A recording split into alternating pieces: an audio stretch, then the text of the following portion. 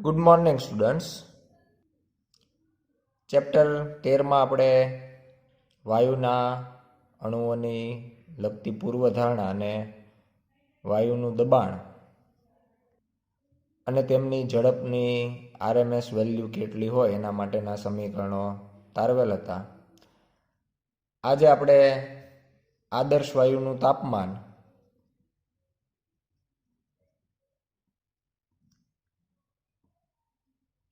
અને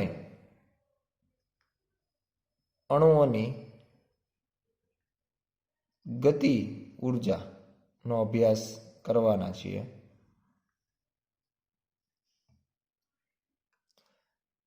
વાયુને જ્યારે પાત્રની અંદર ભરેલો હોય ત્યારે વાયુ દ્વારા પાત્રની દિવાલ ઉપર દબાણ ઉત્પન્ન થાય, જે આપણે P બરાબર 1/3 રો વી સ્ક્વેર સમીકરણ દ્વારા આપી શકીએ, જ્યાં ત્રિકોણીય કૌંસની અંદર આપણે જે વી સ્ક્વેર દર્શાવેલ છે એ વાયુની જે ઝડપ છે એનો વર્ગનું સરેરાશ લીધેલ છે.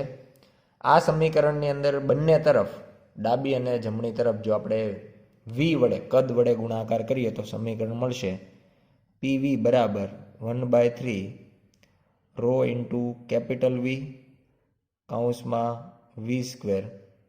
અહીંયા આપણે દર્શાવી શકાય બંને તરફ અથવા બંને બાજુ વી વડે ગુણતા.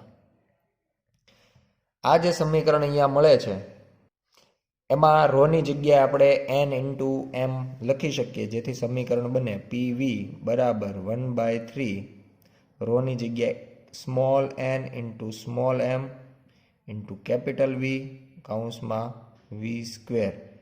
કારણ કે rho is equal to n m પણ લઈ શકાય. હવે અહીંયા આપણે n ઇન્ટુ વીની જો વાત કરીએ તો આપણે સંખ્યા ઘનતા મુજબ small n is equal to n by v પરથી capital n is equal to n into v સ્વરૂપે દર્શાવી શકાય. તો n ઇન્ટુ વીની જગ્યાએ આપણે કેપિટલ n એટલે કુલ અણુની સંખ્યા છે એ દર્શાવી શકાય. સમીકરણ 1માં જો આ કિંમત મૂકીએ તો P V is equal to 1/3 capital n m કૌંસની અંદર વી સ્ક્વેર. આ મુજબનું સમીકરણ 2 મેળવી શકાય. હવે જો આપણે સમીકરણ 2ની અંદર જમણી તરફ 2 વડે અંશમાં અને છેદમાં ગુણતા સમીકરણ બનશે પીવી બરાબર 2/3 n 1/2 એમ કૌંસમાં વી સ્ક્વેર, જેને આપણે કહી દઈએ સમીકરણ નંબર 3. એટલે આપણે અહીંયા અંશમાં પણ 2 વડે ગુણાકાર કર્યો છે અને છેદમાં પણ 2 વડે ગુણાકાર કરેલ છે. અહીંયા સમીકરણ 3માં આપણને જે પદ મળે છે એમાં એક પદ એવું છે 1/2 એમ કૌંસમાં વી સ્ક્વેર, જેને આપણે કહીશું ઈ એવરેજ. એટલે કે વાયુના એક અણુની સરેરાશ રેખીય ગતિ ઉર્જા 1/2 mv સ્ક્વેરને આપણે ગતિ ઉર્જા કહેતા હોઈએ, પણ જે વેગ ધ્યાનમાં લીધેલ છે એ સરેરાશ હોવાથી આપણે એને એક અણુની સરેરાશ રેખીય ગતિ ઉર્જા કહી શકીએ. આદર્શ વાયુની વાત કરીએ તો આદર્શ વાયુ માટે આપણે લખી શકાય કે એની જે આંતરિક ઉર્જા છે, આદર્શ વાયુની આંતરિક ઉર્જા કુલ ગતિ ઉર્જા જેટલી જ હોય. અને અહીંયા કુલ ઉર્જા તરીકે અહીંયા જોઈ શકાય સમીકરણ 3માં કે 1/2 mv સ્ક્વેર એ એક અણુની ઉર્જા એને ગુણ્યા કેપિટલ n એટલે કે કુલ અણુની સંખ્યા, એક અણુની ગતિ ઉર્જા ગુણ્યા એની સંખ્યા, જેનાથી આપણે એને કેપિટલ E વડે જો દર્શાવીએ તો E is equal to n into 1/2 m V square, જેને આપણે એની આંતરિક ઉર્જા કહી શકાય, એટલે કે ઈ ઇન્ટરનલ સ્વરૂપે દર્શાવી શકાય. અને આના ઉપરથી જો આપણે લખીએ E/n, તો એ ફરીથી આપણને 1/2 mv² જેટલું મળે, જેને આપણે સરેરાશ E/n સ્વરૂપે પણ દર્શાવી શકાય, જે આપણું બનશે સમીકરણ નંબર 4. એટલે કેપિટલ E છે એને આપણે કુલ ગતિ ઉર્જા અથવા કુલ આંતરિક ઉર્જા પણ કહી શકાય, પણ E/n છે એ ફરીથી આપણને એક અણુ માટેની ગતિ ઉર્જા આપે છે, જેનું સૂત્ર 1/2 mv² સમીકરણ 4 મુજબ મળે છે. હવે જો આપણે સમીકરણ 3 ને આંતરિક ઉર્જાના સ્વરૂપે લખીએ તો લખાશે PV બરાબર 2/3 × E, જે બનશે સમીકરણ નંબર 5, જ્યાં E બરાબર આપણે n × 1/2 mv² લીધેલ છે. હવે જો આપણે આદર્શ વાયુ સમીકરણનું એક સ્વરૂપ લઈએ તો આદર્શ વાયુ સમીકરણ PV બરાબર n kBT સમીકરણ જે છે એને સમીકરણ 5માં મૂકી દઈએ તો આપણે સમીકરણ મળશે 2/3 E = PV ની જગ્યાએ n kBT. અને આ મુજબ આપણે જો E ને સૂત્ર ન કરતા બનાવીએ તો E = 3/2 n kBT.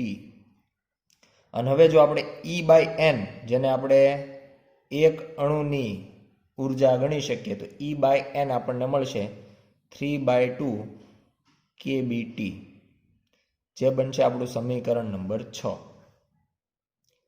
પણ આપણે સમીકરણ 4 ની અંદર જોયું કે E/n એટલે કે એક અણુ માટેની ગતિ ઉર્જા છે એ 1/2 mv² જેટલી હોય, એટલે E/n = 1/2 mv² = 3/2 kBT. આ પ્રમાણેનું આપણને મળશે સમીકરણ 7, જ્યાં kB આપણે જે લઈએ છીએ એ બોલ્ટ્ઝમેનનો અચળાંક દર્શાવે છે. સમીકરણ 7 પરથી સ્પષ્ટ કહી શકાય કે વાયુના અણુની જે સરેરાશ ગતિ ઉર્જા છે એ તાપમાનના સમપ્રમાણમાં આપણને જોવા મળે છે, જે સમીકરણ 6 પણ દર્શાવે છે. ઉપરાંત મહત્વની બાબત કે તે વાયુના દબાણ, કદ કે પ્રકાર પર આધારિત નથી. એટલે જે ગતિ ઉર્જા છે એ દબાણ, કદ અને પ્રકાર પર આધારિત જોવા મળતી નથી. સમીકરણમાં માત્ર તાપમાન જે છે એક જ રાશિ આવે છે, એટલે તાપમાનના સમપ્રમાણમાં છે. ઉપરાંત સમીકરણ 6 ઉપરથી આપણે એવું પણ કહી શકાય કે તાપમાન જે ખરેખર સ્થૂળ રાશિ છે અને ગતિ ઉર્જા જે સૂક્ષ્મ રાશિ છે, તો આપણે સ્થૂળ રાશિ ઉપરથી સૂક્ષ્મ રાશિ અથવા સૂક્ષ્મ રાશિના સંદર્ભમાં સ્થૂળ રાશિ છે એ સમીકરણ 6 દ્વારા મેળવી શકાય. એકબીજાને સાંકળે છે, એકબીજાનો સંબંધ આપે છે. હવે આપણે વાત કરીએ ઉર્જાના સમવિભાજનના નિયમની.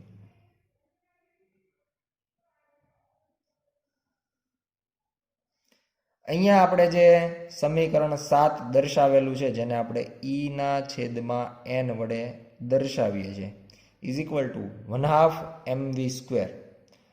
અહીંયા જે આપણે v લીધેલો છે એ કોઈ પણ એક અણુની ઝડપ અથવા તો વેગના સંદર્ભમાં લીધો છે, પણ એ વેગના સ્વરૂપમાં લઈએ તો એને 3 ઘટક હોઈ શકે, અને ઘટકોના સ્વરૂપમાં આપણે એને ત્રણેયના અલગ અલગ સમીકરણ લખીએ તો 1/2 mvx² વત્તા 1/2 mvy² વત્તા 1/2 mvz² આવા સ્વરૂપે આપણે સમીકરણ લખી શકીએ. અને આના બરાબર આપણે લખી શકાય કે 3/2 kBT, જે આપણે સમીકરણ 7માં દર્શાવેલ છે. પણ વેગ જે છે એ ખરેખર 3 ઘટકનો બનેલો હોઈ શકે, એટલે ત્રણેય ઘટકના સરવાળા સ્વરૂપે પણ આપણે સમીકરણ દર્શાવી શકાય. પણ આદર્શ વાયુ જે છે એ સમદિગ્ધર્મી હોય. આના પાછળનું કારણ આપણે લખવું હોય તો લખી શકાય કે V = under route VX square વત્તા વીવાય સ્ક્વેર વત્તા વીઝેડ સ્ક્વેર. સદિશનું મૂલ્ય આપણે આ રીતે મેળવતા હોઈએ અને બંને બાજુ વર્ગ કરીએ તો v square is equal to v x square plus v y square plus v z square. જે અહીંયા કિંમત મૂકીએ એટલે આપણે 3 પદ મળશે. પણ આપણે જાણીએ છીએ કે વીએક્સ સ્ક્વેર, વીવાય સ્ક્વેર અને વીઝેડ સ્ક્વેર આદર્શ વાયુ સમદિગ્ધર્મી હોવાના કારણે ત્રણેય સમાન જ હોય.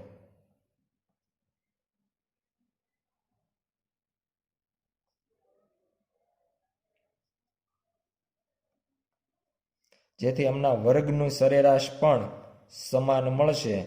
એટલે આ મુજબ આપણે લખી શકીએ. ને હવે આ જે કન્ડિશન છે ઉપરના સમીકરણની અંદર મૂકીએ તો સરેરાશ એક અણુની ઉર્જા E/n is equal two 3/2 m કૌંસમાં વીએક્સ અથવા વીવાય અથવા વીઝેડ ત્રણમાંથી કોઈ એક સંજ્ઞાનો આપણે અહીંયા ઉપયોગ કરી શકાય ઇઝ ઇક્વલ ટુ 3/2 kBT.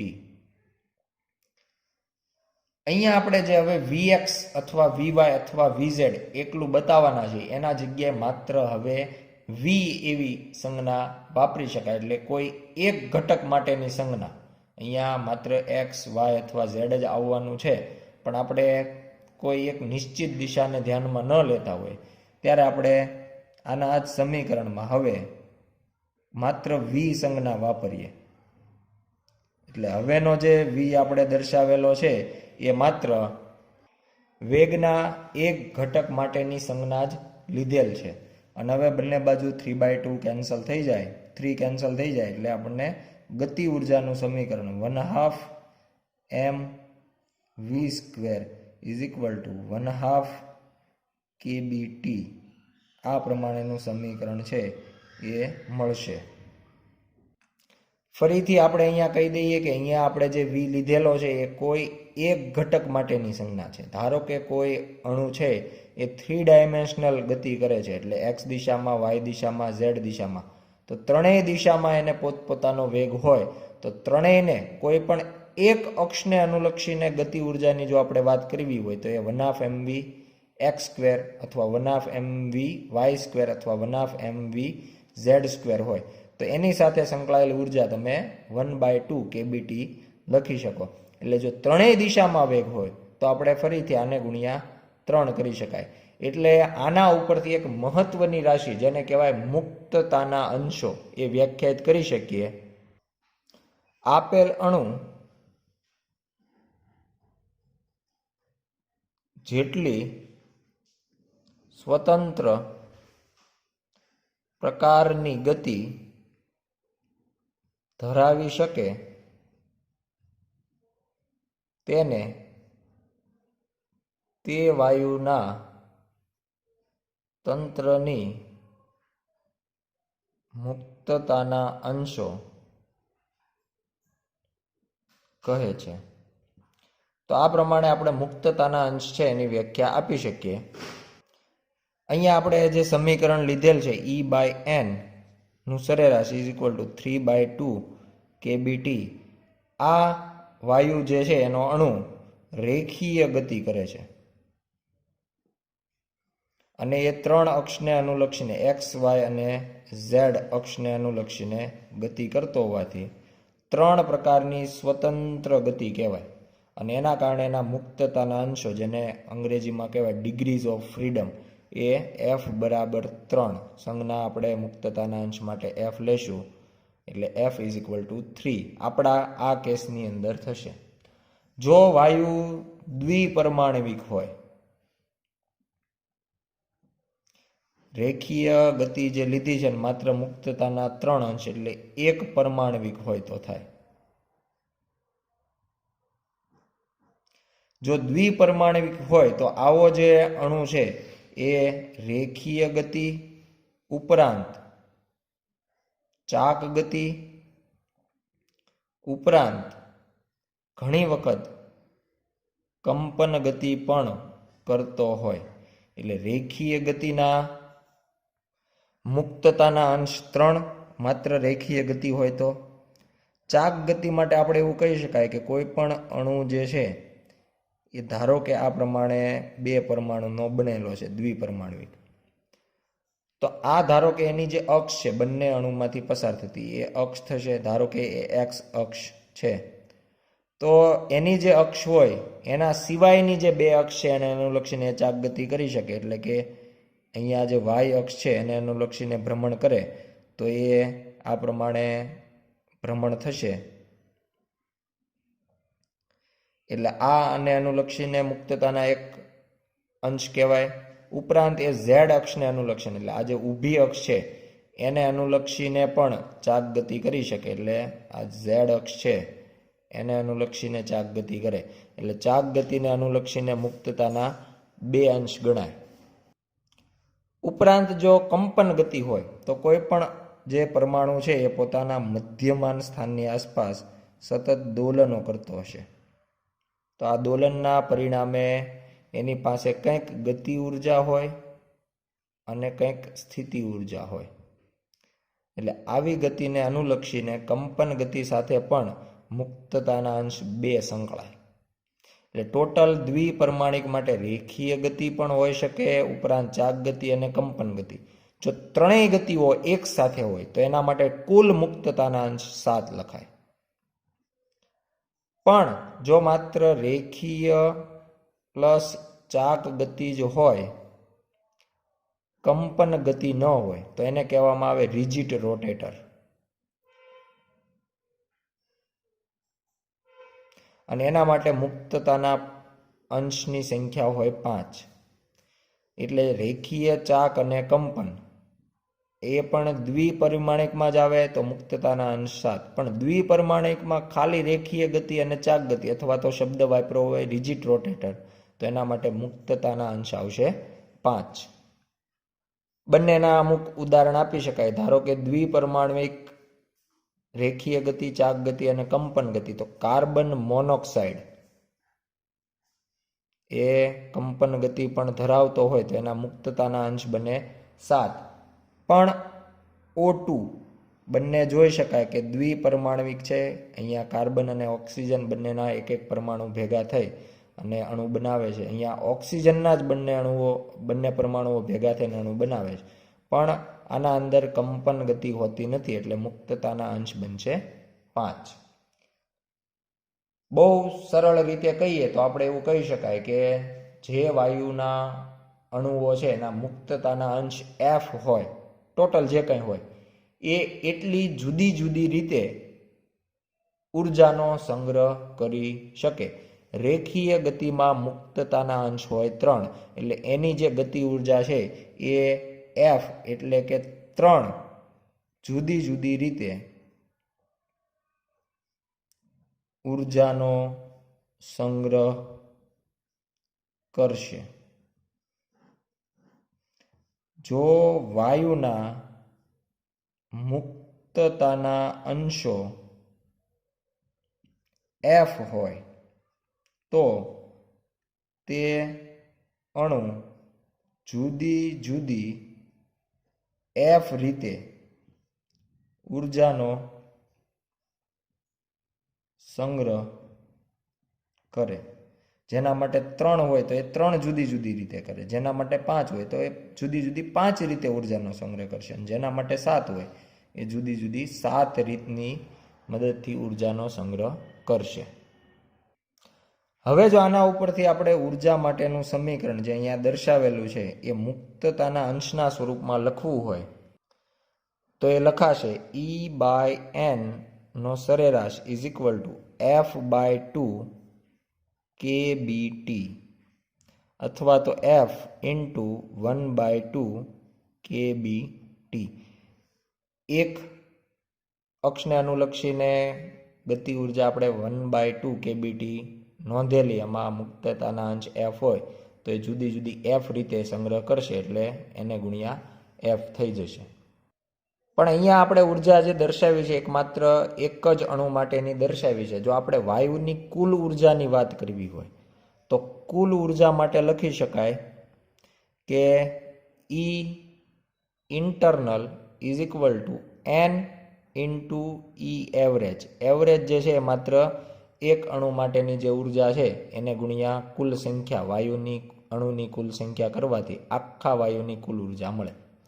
અહીં લીધેલ વાયુમાં કુલ n અણુઓ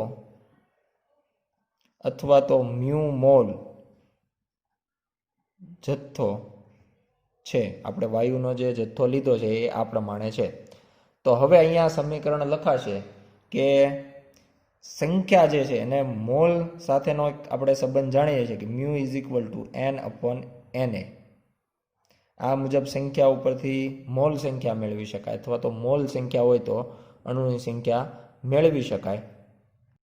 તો સમીકરણ ઉપરથી આપણને n બરાબર મળશે mu n a. E average માટે આપણે લખી શકાય f/2 kBT, જે આપણે ઉપર દર્શાવેલું છે એક અણુ માટેની જે ઉર્જા છે. તો એના માટે સમીકરણ છે એ આ પ્રમાણે બનશે. અને હવે આના ઉપરથી જો આપણે સૂત્ર લખીએ તો f/2 રીઅરેન્જ કરીએ તો f/2 મ્યુ Na kBT આ મુજબનું સમીકરણ બનશે. જ્યાં આપણે સમીકરણમાં બે અચળાંક જોઈ શકાય Na ઇન્ટુ kB, જેને આપણે લખી શકાય mu by f/2 mu R T, કારણ કે r is equal to Na into kB. Avogadro ગુણ્યા બોલ્ટ્ઝમેનનો અચળાંક કરવાથી વાયુનો સાર્વત્રિક અચળાંક r આપણને મળે. એટલે ઈ માટેનું સમીકરણ આપણને આ મુજબ મળશે. એટલે કે વાયુની જે આંતરિક ઉર્જા છે એ એના તાપમાન પર આધારિત છે. તાપમાન બદલાય તો આંતરિક ઉર્જા પણ બદલાશે. ઉપરાંત આપણે જો આદર્શ વાયુ સમીકરણ વાપરીએ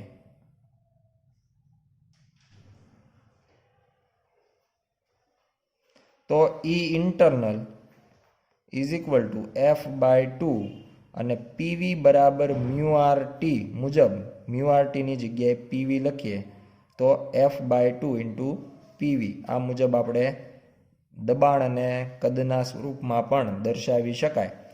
પણ ફરીથી અહીંયા દબાણ અને કદ બંને આવે છે, પણ આનો સીધો સંબંધ તાપમાન સાથે છે. એટલે આપણે જ્યારે આંતરિક ઉર્જાની ચર્ચા કરીએ ત્યારે હંમેશા તાપમાનને ધ્યાનમાં લેવામાં આવે. તાપમાન મુજબ જ આંતરિક ઉર્જા બદલાય છે. દબાણ અને કદ મુજબ આંતરિક ઉર્જા બદલાતી નથી. અહીંયા મુક્તતાના અંશ માટે વાત કરીએ તો એમાં એક પરમાણવિક માટે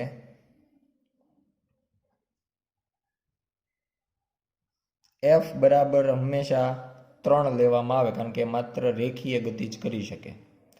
પણ જો દ્વિપરમાણવિક હોય તો એના માટે આપણે f બરાબર 5 લેતા હોઈએ છીએ. જો રેખીય અને ચાક ગતિ હોય, કંપન ગતિ ન હોય તો. ધારો કે એના ઉદાહરણ તરીકે આપણે H2, N2, O2 આ પ્રકારના જે વાયુ છે એ લેતા હોઈએ છીએ. પણ જો ઊંચા તાપમાનની વાત કરીએ કે આ જ વાયુ જો ઊંચા તાપમાને હોય, ઊંચા તાપમાન એટલે કે લગભગ 5000 કેલ્વિનની આસપાસ, તો એના માટે મુક્તતાના અંશ આપણે 7 લેવામાં આવે છે. આ જ વાયુ માટે તાપમાન 5000 કેલ્વિન કરતાં વધારે હોય તો આપણે એના માટે મુક્તતાના અંશ 7 લઈએ છીએ. ઉપરાંત કંપન ગતિવાળા જે હોય એનું સામાન્ય તાપમાને પણ f બરાબર 7 આપણે લેતા હોઈએ. ધારો કે ઉદાહરણ તરીકે આપણે જો લખીએ તો કાર્બન મોનોક્સાઇડ CO જે છે એ આપણે એમાં દર્શાવી શકાય, કારણ કે સામાન્ય તાપમાને પણ કંપન ધરાવતો હોય. જ્યારે આ જે વાયુ H2, N2, O2 છે એ સામાન્ય તાપમાને મુક્તતાના અંશ 5 ધરાવે, કંપન હોતું નથી. પણ ઊંચું તાપમાન જ્યારે લઈ જવામાં આવે 5000 કેલ્વિનની નજીક, ત્યારે કંપન ગતિ ધરાવતા થાય છે અને એના કારણે એના મુક્તતાના અંશ 7 લેવામાં આવે છે.